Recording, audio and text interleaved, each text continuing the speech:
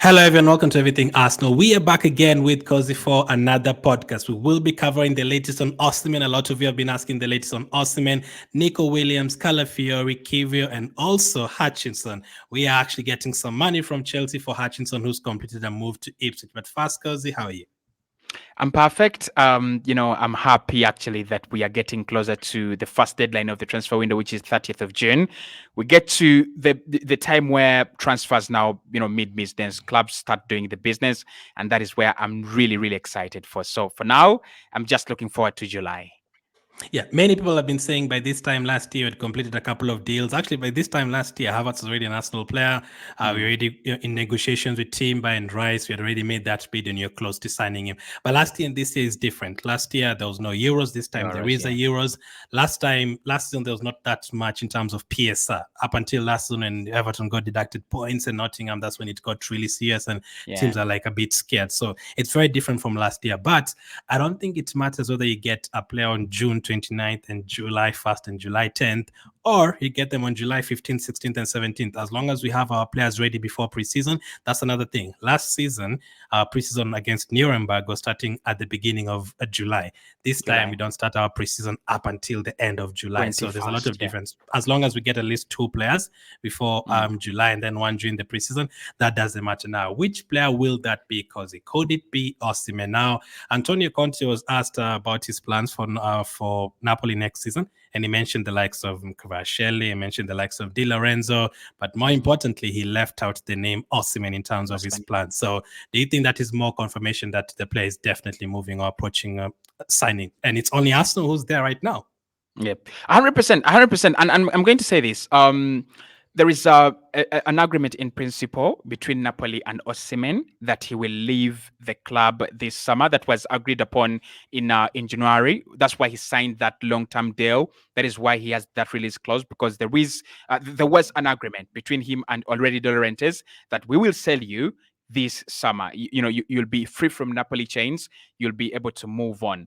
Now, I saw that from the new manager, and I'm like, okay, this is very, very bad for Napoli because it puts them under very weird circumstances. But then it's a confirmation that, regardless of what happens, we're going to see what happened with Leandro Trossard, in January when we signed him. He had already made it clear to the club that he's going to leave. The club had already made it clear to the manager that he was not going to be there anymore. And eventually what happened was they looked to offload him at any price available, to any club available. So with Victor Osimhen, when a new manager comes in and he says, my building pillars, Kvaratskhelia, Di Lorenzo, Lobotka, Anguissa, Osimhen is your top scorer. Osimhen is the best attacker in Italian football. I'm sorry if I'm wrong. He's the best attacker. He's the best striker in Italian football. He's one of the most coveted and sought after strikers in Europe and the whole world. When a new manager comes in and says, basically, 1, 2, 3 players are my priorities. These are my building pillars. These are my building blocks. The best striker in the world is not in our plans. The best striker in the world is not among my assets I'm going to use. I actually want Romelu Lukaku. That's all you need to know, that Antonio Conte has been told there is an agreement to sell the player in January, and that's going to stand. So regardless of what happens, I think Arsenal should need to look into that situation, and they're like, this is this opportunity to go and trash talk Napoli into reducing that price, because what's like, you're going to sell him anyway. He doesn't want to leave Europe. You don't have anywhere you're going to sell him apart from us. You better listen to us. I think those are words that are really going to hurt Napoli, but they're going to have to hear them.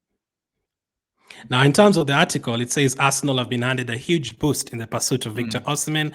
The Gunners have been strongly linked with big money move for the Nigerian international as Mikel seeks to strengthen his attack ahead of another Premier League title challenge next season. And then they go ahead and say Chelsea also wanted him before. Despite the recent appointment of Antonio Conte as Napoli's new manager, Osimhen's departure still appears likely. Conte acknowledged the unique situation surrounding Osimhen compared to other key players, players like Varashelia, Di Lorenzo, and as Cozy has mentioned, Anguissa and Lobotka, all of whom Conte intends to keep in terms of his plan. As far as Osimhen is concerned, just as I know very well about the situation of Varashelia, Di Lorenzo, Anguissa, and Lobotka, on whom I had an absolute veto, I know very well about the Osimhen situation. This is what Conte had to say. And obviously, they go on to say Osimhen signed a new contract in December last year. Is it last year? Or the previous, it was last year. Yes, so last year. And they go ahead and talk about his release clause and all that. Do you think we could see a deal progressing very quickly in terms of Osimhen? Like the Rice one, it was taking a lot of time in terms of the negotiations and stuff. But the moment we agreed the fee, it was done, and he was there before preseason. Do you think you can see the same situation with Osimhen? Or do you think this is different because of the kind of player he is in terms of the level? It's still going to take time. You've mentioned before that it could happen in August, but Arteta doesn't really want his transfers to happen in August. So do you think because of that, it will be done very quickly? Yeah, I mean, we always do our transfers by 31st of July, which is something that is really, really good. But at this point in time, we might see Arsenal having to release some power in terms of being proud, because we're dealing with a very proud entity. Aurelio De Laurentiis, I've said this before on this podcast. If you're trying to negotiate for your life, there are three guys you don't want to negotiate with: Aurelio De Laurentiis at Napoli, Jean-Michel Aulas at Lyon, and the guy at Tottenham. Don't dare try to negotiate with those guys. They're going to Daniel Levy. They're absolutely going to, get every single penny from you. So what Napoli's strategy is, they want to wait and see how the market pans out. They know that before the 30th of June, every other club was going to try to get signings for a cheaper fee, and they knew that whatever happens, clubs were not going to spend upwards of 60, 70 million. And that is actually testament of the deals we have seen on the market. Even the likes of Bayern, they're trying to spend around 40 million, 45 million euros, getting loan deals in Javi Simons and all that. That shows you where financial rules at the Champions League and then at local levels are. So what Napoli want to see after the 30th of June, the season is 40 days away from starting, or 45 days away from starting, right? And of course, when you think that when you factor in that the Euros are still going to eat 15 days of those 45 days, it means that after the Euros, clubs have 30 days to the beginning of the season where players will be tired. That means that players that have not been at the Euros are going to be 100%, attractive. They're going to attract a lot of, attention. Kai Havertz is at the Euros. Odegaard is at is another Euros. Trossard is at the Euros. Martinelli is at the Copa America. If Arsenal really were to get an attacker, it would be better to get one who is not at the Euros for the first 5 games and first part of the season. So they want to see how much are clubs now going to increase their budgets by. We have seen 15 million deals done. We have seen 20 million deals done. Are we now going to see the 40 million deals a little bit becoming the flow, and then we are going to see ceilings of 70 million, 80 million? They're going to watch the market, and they will decide whether there is a club that is going to pay 75 million. If no one is going to pay 75 million, if no one is going to pay 80 million, then I see that price, coming out a little bit, but that's going to take some time. Arsenal will have to wait, right? So this is not a deal. You wake up in June and Arsenal have agreed that deal, unless we comply with Napoli's demands. But if we are not complying with Napoli's demands, it's going to take some time. Napoli have to feel weaker and weaker and weaker. That agreement is going to knock on them like, hey guys, I have to leave this place. The transfer window is closing down, right? It closes on the 30th of August. So can you please, let me go?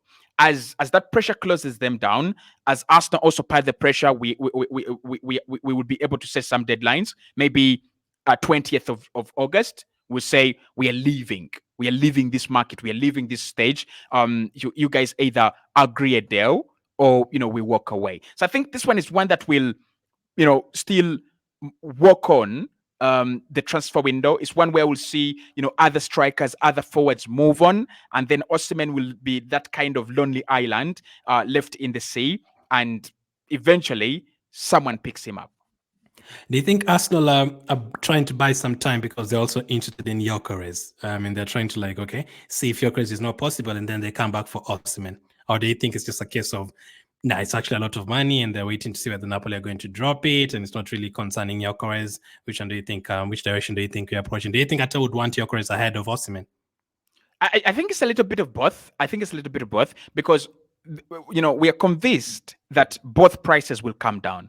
Arsenal think that Gyökeres is too expensive, so they want to pay around 70 million euros or 80 million euros, for the deal, which at the moment is what Napoli are saying that is that is unacceptable. So what Arsenal are looking at here is, let us try to stall on Gyökeres, let us try to stall on Osimhen. Whoever badges first, whoever agrees to drop their price, that's where we go. That's where our player is, because both of them are top class center forwards. And at the moment, if you got Gyökeres, massive upgrade. If you got Osimhen, massive upgrade to your squad. Now, I think personally, because of Victor Osimhen's attitude and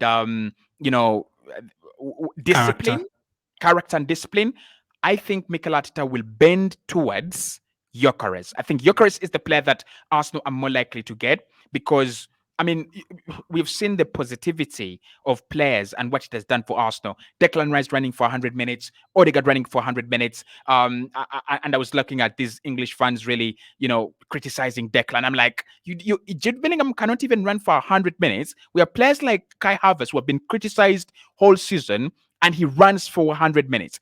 Odegaard runs for 100 minutes. Saka runs for 100 minutes. Martinelli and Trossard run for 100 minutes. And even Jorginho, who is old, he's never ball watching. He's always alert for 100 minutes. So that mentality and that attitude and character, that's what Mikel Arteta wants. And with Gyökeres, I've actually personally read a whole scouting report on him where he's described as a relentless workhorse of a monster.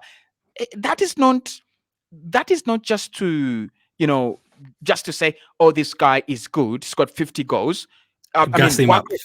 To gas him up. Cannot just, work rate has nothing with to do with scoring 50 goals. Kai Havertz has one of the best work rates in the Premier League, and I can tell you that he didn't score 20, but Mikel Arteta was really pleased with his progress and was really pleased with his development, despite the fact that he had the goals came a little bit later and the finishing came a little bit later. So for me, I think it's Gyökeres first, and Arsenal will really give their all to the Gyökeres deal. But if Sporting stay proud, because for them, they don't have any obligation to sell. They don't have any pressure to sell at the moment, apart from thinking this asset might actually depreciate in value. Why don't we sell now? Osimhen and Napoli are under pressure to sell. So Arsenal might look at Osimhen as an opportunity, but they will look at Gyökeres as the ideal signing. That's right. Napoli are trying to get the money for Osimhen so that they can get, for example, Lukaku. Chelsea 138 million.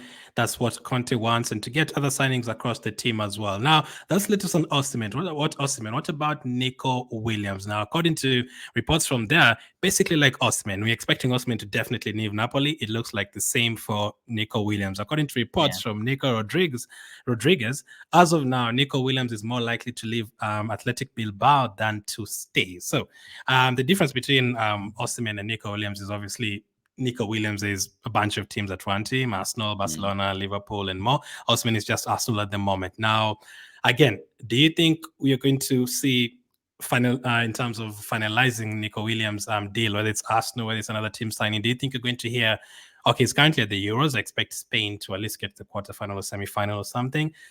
Do you think just July you're going to hear his future is going to be sorted out pretty much by July? It's not going to carry on until August. July, you're going to hear whether you're going to get him or not. And do you think you're going to go full blast to try and get him, or do you think this is just one that we are watching for now? End of July, no. This is a deal that will also drag on, and I'm going to explain why. Barcelona. So this is like the Rafinha deal. Remember when we wanted Rafinha from Leeds? That deal, and Chelsea also wanted Rafinha from Leeds, and we all agreed personal terms with Rafinha within the first few weeks of June, and the deal dragged on and dragged on and dragged on. Why? Because of FC Barcelona. So these are players that are tribalistic in terms of clubs, right? So they're like us. Me, I would wait for Arsenal to send me a contract than sign a quick one with Madrid or sign a quick win with Barcelona, honestly. So it's the same thing with Nico Williams. It's the same thing with players like Rafinha.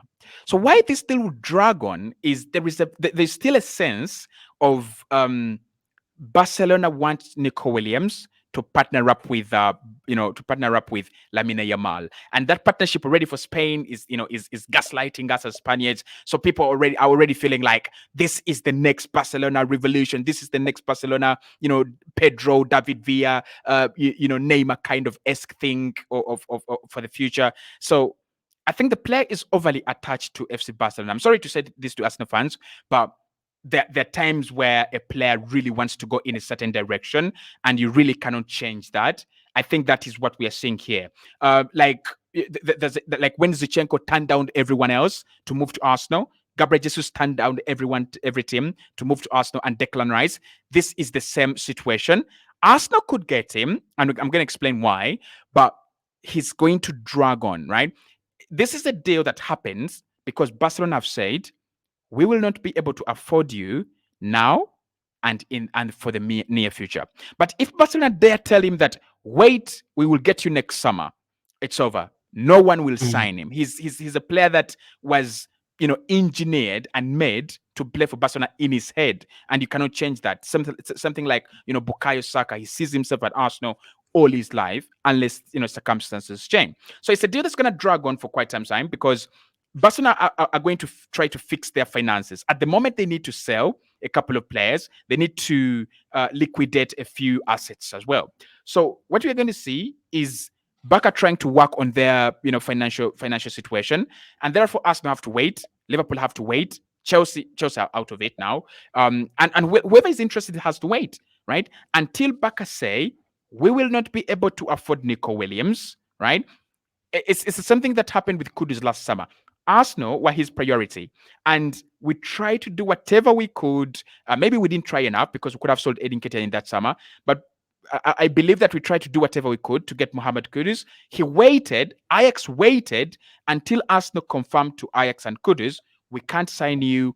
FFP, our FFP position and PSR position is not good enough. So this one that will be where I see the player either stay after a long transfer drag on or moving to Barcelona in August. That's correct. Now, that's not the only thing that could drag it. It could be a case of the wages as well. Now, he wants a lot of wages. I mean, that could be a problem. Now, I do personally agree as well. I think Barcelona would be his first option. And Athene don't like that. Athene do like it when a player says, it's Arsenal that I want. Forget about the money. Forget about Man City or forget about Chelsea or Bayern Munich. It's Arsenal that I want. I don't think Jesus even thought twice. Rice probably thought, Man City, but he had already had a conversation with Arsenal enough. I don't think he thought about Man City. And then he probably had did it at least once. He's like, am I making the right decision when Steve now everyone is asking me go to Man City? But he had already done it with Arsenal. Havertz probably went straight to Arsenal. A lot of the players, like, they don't want it in terms of money. Like, oh, no, this one is asking for this money. This one is dragging it. They're waiting to choose between us and Liverpool. No, they want a player to say, yes, it's Arsenal I want to go to. A lot of players say that. And I don't think Nico Williams will straight up say that if the likes of Barcelona also want him. And that becomes a problem. And the wages. Now, how much would you be willing to pay for him per week? Pay him per week. The wages are the reason why he could end up at Arsenal. Now, for me, 230,000. He's earning 200,000, so 230,000 is what I would be willing to offer him before he comes and does the job. If he does the job well, then it's okay. But imagine giving him 300k a week or 250k a week or 260k a week, and then he comes and he flops. How do you really deal with that situation? And Barca being in that situation where they've given the Ansu Fatis of this world a lot of money, they've given the Coutinhos of this world a lot of money, and the Griezmanns of this world a lot of money. I was told that Griezmann earned upwards of 500,000 at FC Barcelona. That was typically insane, like insane. So I think the reason as to why he might move to Arsenal is this. Atletico Bilbao have done themselves a very, very dangerous situation. They have offered him a contract worth 200,000 a week. And I think what they've done that is they know he's going to leave at some point in time. They know they're going to have to sell him. That's why they have given him a contract, big contract, but they have not increased his release clause. I mean, you've got to ask yourself, if you invest a lot of money in your asset, why not say, because if Kvaratskhelia is 100 million, in the next 1 year or 2 years, Nico Williams is going to be the next 100 million guy. So why haven't they increased their release clause to 70 million? Okay, maybe 65 million euros.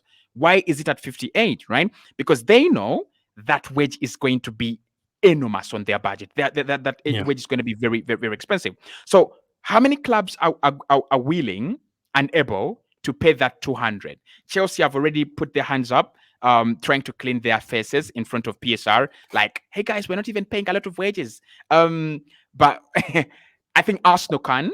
We have restructured our wage bill, and if we get rid of a player like, not rid, but if we can read the wages of a player like Partey, then you could see Nico Williams maybe fit in. We could also, in the near future, get rid of a player like Gabriel Jesus, who's earning a lot, and then a player like Nico Williams, his wages certainly make a lot of sense. Secondly, I think Liverpool can as well, but I don't see Liverpool and their strategy going for a 19-year-old, 20-year-old, and just straight away giving him 200,000 a week, unless the manager is 100% locked on him. And as far as I understand, Anslot, he's not really 100% locked on Nico Williams at the moment. So Barca, they're out of the question when it comes to 200,000 a week. They're out of the question unless the player is going to sign for them on a free deal, which is not going to happen. He's got a release clause and a new deal. So that puts Arsenal in that, when you have a lot of dust, but then you have a bit of diamond shining up. That Arsenal is that diamond shining up, above the dust, because Barcelona, they can afford. Chelsea, they can afford. Bilbao, I want to believe that they can afford, but I don't think they are really going to, lift his wages for the next 5 years. So I can see them agree a deal with the club just to get rid of his wages, and just to make sure that they get their money.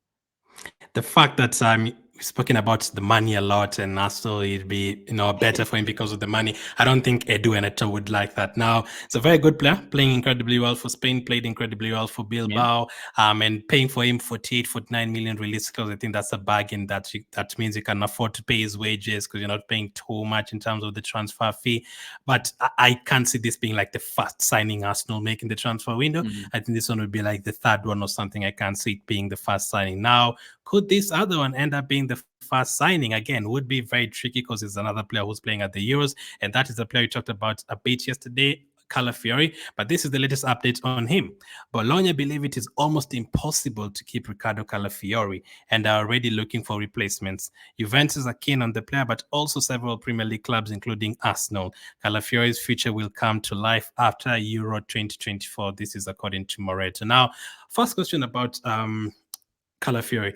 Do you think this is a player we've looked at before? Because I'm sure like 95% of people had not heard about Calafiori before, or watched him before the years. But I do understand it could be different. They scout a lot of different players. Do you think it's a player they were interested in before this years, or do you think it's a player that has all of a sudden become available and they're like, okay, we can wait for this one. We can wait after the years for this one. Forget about Hato, forget about Brandthwaite. Let's wait for this one. Or do you think, it's not a player that they're really that interested in? I think he's a player we have looked at before, and people would say, look at Kossi now trying to say that Arsenal have been scouting Calafiori after having a very good season and Euros. I want to remind people that Arsenal signed Tomiyasu from Italy.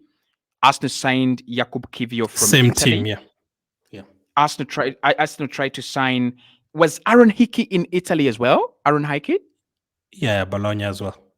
Bologna. So when you look at what we have been trying to do in terms of scouting defenders in Italy, you can't say that we skipped Calafiori. Like, if we looked at Kiwior and we looked at Tomiyasu and we looked at Aaron Hickey and we missed Calafiori, we are the worst scouting. Suck everyone in that scouting department.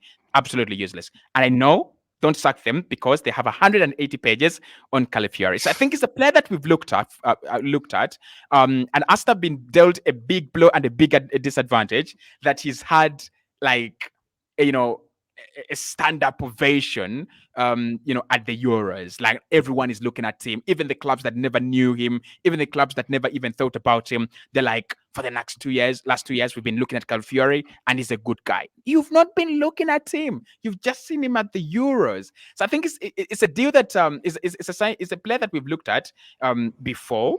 Right, probably because you look at he's a little bit young, so I think Arsenal were maybe unconvinced and not yet convinced about his future, how he could develop, and they therefore they decided we are going to go with these other guys, we're going to go with these other players because Yeah. they had fully developed, they had fully formed. Tomiyasu, when he came in at Arsenal, I remember telling Glenn, when did we last have a player we can trust at right back? And when Tomiyasu came in, like he just gave us that. Jakub Kiwior came in, we didn't know much about him, but last season, again, we had seen a player who had really developed to play for Arsenal in the Champions League and even to play for Arsenal in the Premier League as well. So for me, Calafiori, yes, the name was there. I believe that the name was there echoing in the background, but we had just never, maybe we had just never made the move, and we had just never made, him a concrete target because maybe we had just waited to see how he develops as a player, because he's just too young. Like he's good, but again, he's young. He's young, and now this is like the first time we've seen him playing in a major competition. Now we broke down his profile on Cause's live stream yesterday. Make sure to check that one out. His link is in the title, and also yesterday on the podcast we discussed like all about Calafiori, the links and all that. So I'll link it up at the end of this video. So we are going to keep it short on him in this one. Yeah. Now, and one thing I want to say about Riccardo Calafiori, he is, I think, people watch him, they shouldn't watch him in isolation as a good centre back, as a good defender. Calafiori is like the flagship of the new defenders, of the new modern centre backs. When you look at the guy he's playing with at Bastoni, I remember saying this last summer and the summer before that one of the best young centre backs in the world right now is Alejandro Bastoni. And people said, well, because just don't like Saliba, you want Arsenal to sell Saliba. And I said, no, bring Saliba at Arsenal, but definitely, if there is a chance for us to sign Alejandro Bastoni, go and sign him. So he's more of a modern centre back and a modern defender. Actually, I think centre backs and wing backs and left backs it's now losing meaning. Calafiori, Givaggio, Akanji, Ake, all those are players that were groomed as centre backs. Where are they playing for Man City and where are they playing for Switzerland? They're playing at centre back and right back and left back at the same time. So Riccardo Calafiori, I see him as a player that Arsenal will put a lot of effort into just because of that. Like, as football evolves, we are seeing the likes of Jules Kounde moving from right centre back to right back and settling in as if he was born as a right back. The same as Ben White. I see Calafiori as one of those players that even Pep behind the scenes has written his name down. Now, last question on Calafiori. If you are him, do you think it's a bit too dangerous to quickly make a move to a big team right now? Would you stay at Bologna? They're in the Champions League. See how it goes there for 1 year. You try and get your team to the round of 16. Keep on playing there. Keep on making more appearances for Italy, and then wait another year. When you're ready. Or do you think maybe this chance will not come again right away? Or do you think it's definitely going to come again next season, even if it stays there? 100% it's gonna come again. 100% it's gonna come again. He's a talent, and when the one thing with talents, of course, is if you're focused and if you're determined, you're definitely going to achieve. So I think it's a very good question because it really feeds into the discussion we had like 2 weeks ago about Benjamin Šeško. Was it the right decision for him to stay at RB Leipzig? And I said 100% it was the right decision. Despite the fact that I'm an Arsenal fan, I know the amount of pressure, I know the amount of criticism, unfair criticism that a player like Šeško, that a player like Calafiori is going to get from English media. Well, he was good. They said he was better than Matt Gahey, but he's not, right? That is English media.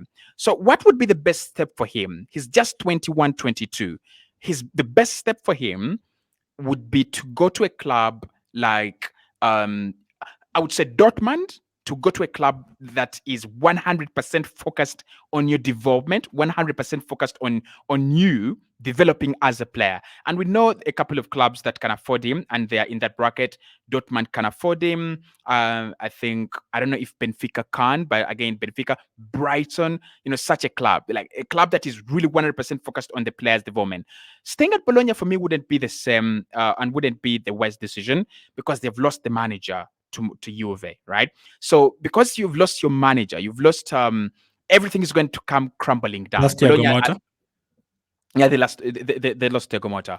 Zax is also going to leave. One or two midfielders will leave. So everything's going to come crashing down, right? It's time to eject. It's time to jump off that flight before it comes crashing down. So I think the best decision for him right now, you make a move, but don't just make a move because, oh, Madrid want me. Oh, Man City want me. You're going to rot on the bench. Go to a club where you're going to fit in. You're going to play your football. You can be lucky developing. Like when Akanji came in at Man City, no one said, "Oh, Akanji, my God, look at Manuel Akanji. What is he going to do? 70 million?" No, everybody said they've signed Manuel Akanji. It's a good deal, 25 million. He'll be a good backup. Akanji is one of the best defenders in Europe right now. Honestly, even without Ruben Diaz, even without Nathan Ake at Switzerland, he's doing a fantastic job. So I think that would be, that's what I would say with Calafiori. I could see him go to a Juve because his manager is there, and he understands him. So I could see him do an Anthony kind of turn around the Gabriel Jesus Zichenko. My manager is at Arsenal, so I'm going to go there. But the best decision for him, go to a club that will allow you develop. The big money chances are going to come. You are a real centre back. Look at where Rudiger is. Arsenal wanted Rudiger when Arsene Wenger was there, and I still remember that link. And Chelsea beat us to Rudiger, and now Rudiger is at Real Madrid. Yeah, he's been improving every single time since he moved from Roma. And I didn't even know. When I was when he was linked with Arsenal at first, I didn't even know that he was German. I thought he was Italian. Yeah, he actually used to play for Dortmund before Roma. And I think he was good there as well. That's why Roma got him from. Now, Calafiori, Juve? Antonio Rudiger, yeah, Juve. No, it was Roma. It was definitely Roma. Really? Yeah, definitely Roma. I have that picture of him in a shirt, but maybe they got someone else from Juventus that I don't remember about. Chelsea bought by a lot of players. Now, in terms of playing, he might not play at Arsenal as well, but he might end up playing, especially if this particular player ends up leaving. According to Fabrizio Romano and Jakub Kiwior, he's been linked to the possible exit from Arsenal again. However, it's not something concrete or close so far. AC Milan, Juventus, this Juventus team is always everywhere. Every player we talk about Juventus is just there. It's like Chelsea. Napoli all appreciate Kiwior. They know him well since he was at Spezia, but that's it at the moment. Now, Jakub Kiwior, another player we've talked about a lot. Now, I think you asked me earlier, yesterday's stream, whether I would keep him between him, Zinchenko and those, and I said yes, I would definitely keep him. Now, I know you definitely keep him. We did a keep or sell a month ago, and he said we definitely keep him. But it depends now. How much money would you be looking for Kiwior, first of all? When I look at his Euros campaign, I think it's not been really top like some of the players we've talked about, Calafiori, maybe even Akanji. It's been a little bit mixed, right? He had a good game, and then he had one of those games that every player usually has or has once in a while. So I would say if any club is giving us 25 million to 35 million, I think that's his ceiling. I don't see him go beyond 35. So if any club's giving us 25 million to 35 million, yeah, that's where I would value him, because his ceiling is definitely high. There's no question about that. Again, modern bracket of centre backs, ball playing centre back, can play at left back, comfortable on the ball. I think his defensive skills are somehow, not criminally, but are somehow underrated. And when people get a few flashes of, oh, he was stunned by Bakayoko, oh, he was stunned by Sane, you've got to look at the bigger picture. Was he being turned, every single time he was on the pitch? No, he wasn't. So I would say 25 to 35 million. I usually see January signings as three things. Either one, you were really trying to pursue that player in the summer transfer window, you didn't really get them, and then you have another chance in January. Yeah. Or number two, that particular that particular player just suddenly became available in January, and you're like Trossard, oh, this guy is available now, we can actually get him. Or number three, the one that I'm going to point to this is maybe Etta looked at him and they're like, oh, we actually have an emergency. I usually see January signings as emergency signings. Emergencies, Like yeah. we have a couple of injuries. Tomiyasu is injured, Zinchenko is injured. Who can we get? Who can we get? Oh, by the way, there's a guy called Kiwior Spezia. Kiwior, yeah. Okay. He's how much this? Oh, we can actually get him. So do you think Atta probably just signed him at that time because we're in a desperate situation, but Atta could now feel like, nah, we've moved on from him.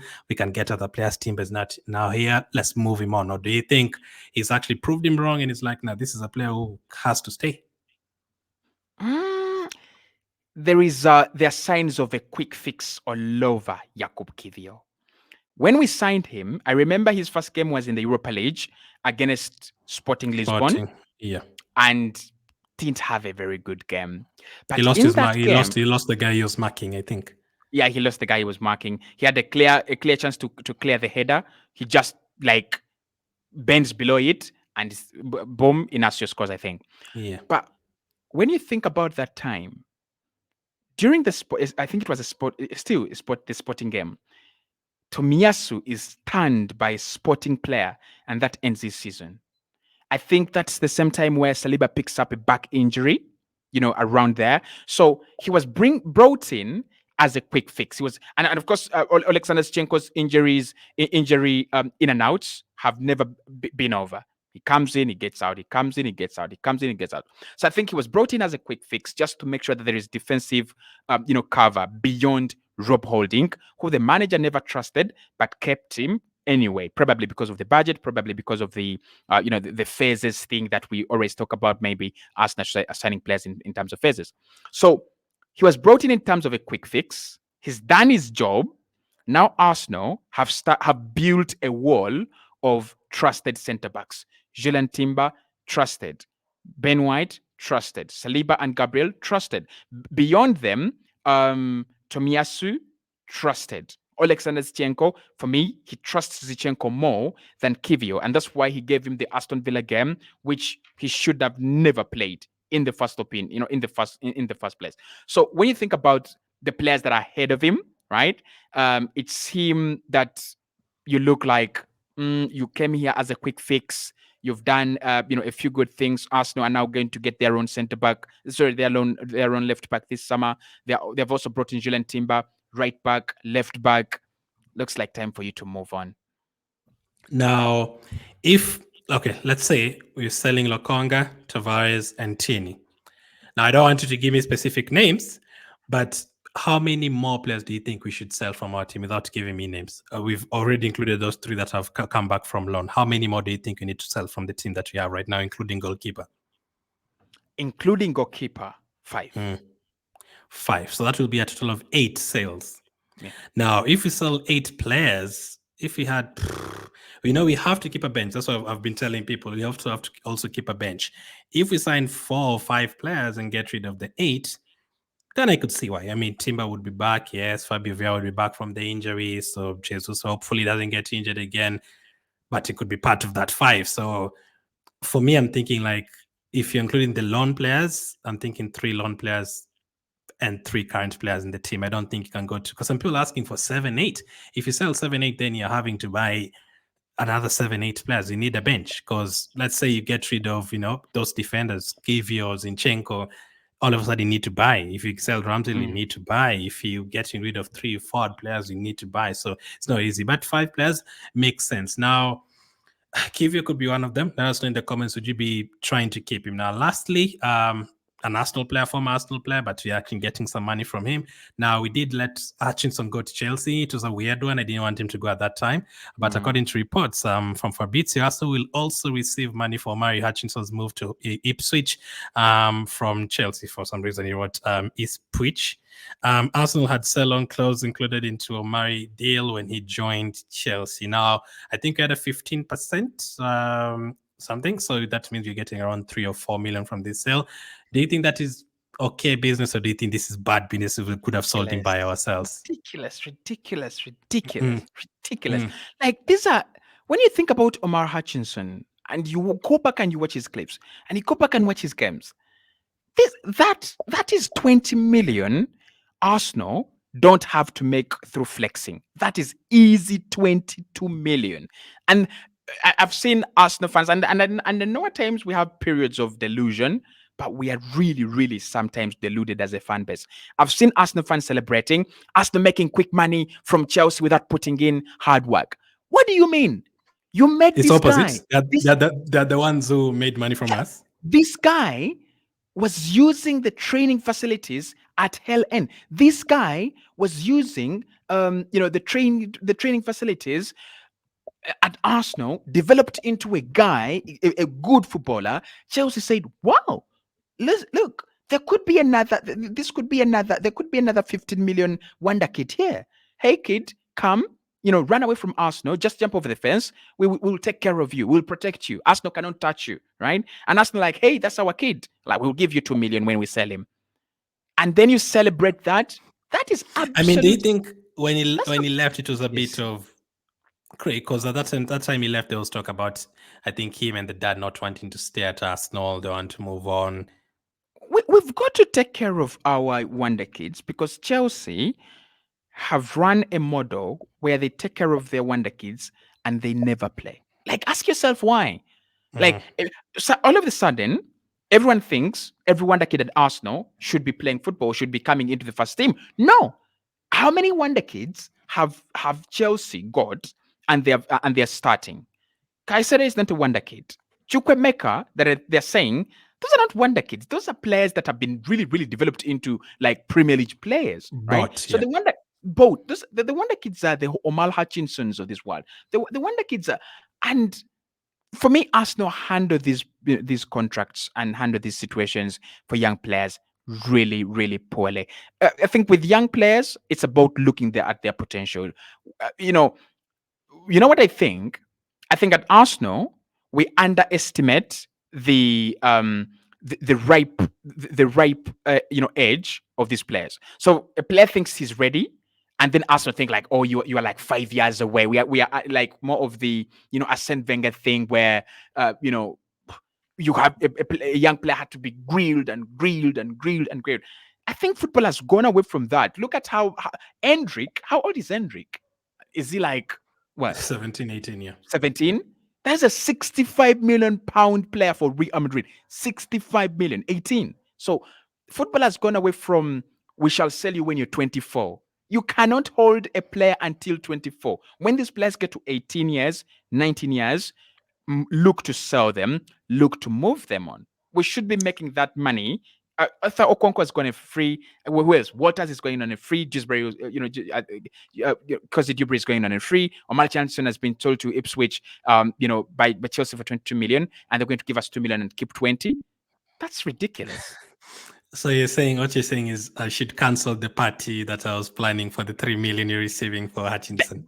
Just cancel it. Like really cancel. Really cancel it. When he moved to Chelsea, I was like, because people are like, why are we selling this guy? I didn't want him to be sold. He's going to go and smash that Chelsea. I did say I'm sad that Hutchinson has left, but I don't think he's going to go and play for Chelsea. They're not going to even play him. Yeah. But I didn't think forward in terms of they could go and use him to go to Ipswich and they sell him and get 20 million. And they're getting 19, you're getting 3 million. Honestly, so they've basically made for us. That really hurt me. I saw that story. And I was not even celebrating. I was like, why is Fabrizio tweeting about, why does it take him a whole tweet to tweet about Arsenal getting, 3 million on? Do you think we should do the same with other teams' youngsters? Go and get them and then send them on loan and then I mean, absolutely. It's venture capitalism. It's venture capitalism. That's what you do. You go to Manchester United, you look at Mainu, you get him, you sell him, you sell him later. Makes sense, man. Thank you guys for watching us. Always make sure to join me later today on Cause's channel. The link is in the title. Hit the like button and we'll catch you up with you on the next one.